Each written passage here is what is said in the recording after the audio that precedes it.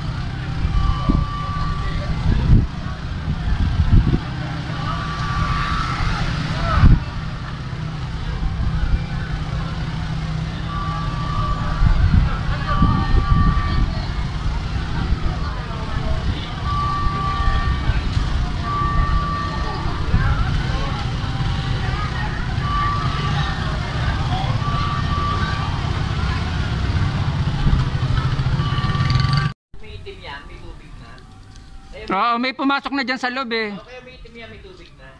Ayan. Ay, grabe na. May itim yan, may tubig na. Yan, pinabayaan kasi. Yan ang buti. Yan ang sabi, nakakatakot.